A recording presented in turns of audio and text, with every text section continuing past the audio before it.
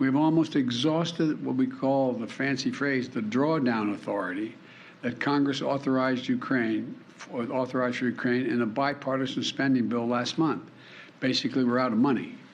And so that's why today, in order to sustain Ukraine as it continues to fight, I'm sending Congress a supplemental budget request.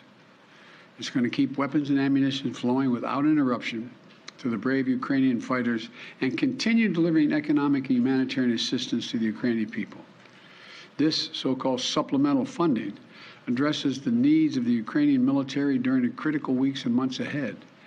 And it begins the transition to longer-term security assistance that's going to help Ukraine deter and continue to defend against Russian aggression. This assistance would provide even more artillery, armored vehicles, anti-armored systems, anti-air capabilities that have been used so effectively thus far in the battlefield by the Ukrainian warriors. And it's going to deliver much-needed humanitarian assistance as well as food, water, medicine, shelter, and other aid to Ukrainians displaced by Russia's war, and provide aid for those seeking refuge in other countries from Ukraine. It's also going to help schools and hospitals open. It's going to allow pensions and social support to be paid to the Ukrainian people so they have something in their pocket. It's also going to provide critical resources to address food shortages around the globe.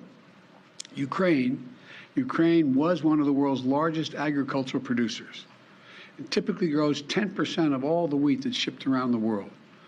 Putin has asserted sanctions are blocking food from Ukraine and Russia getting on the market, the sanctions we've imposed on Russia. Simply not true.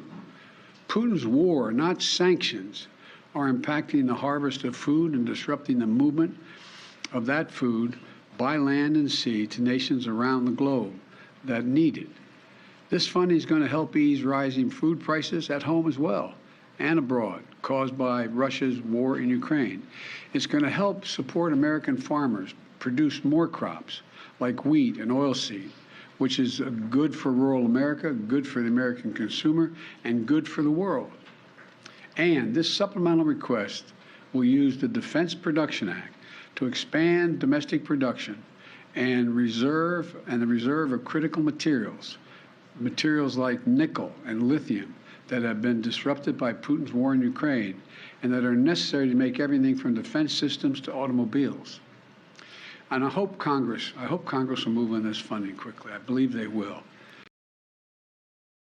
Thanks for watching our YouTube channel. Follow today's top stories and breaking news by downloading the NBC News app.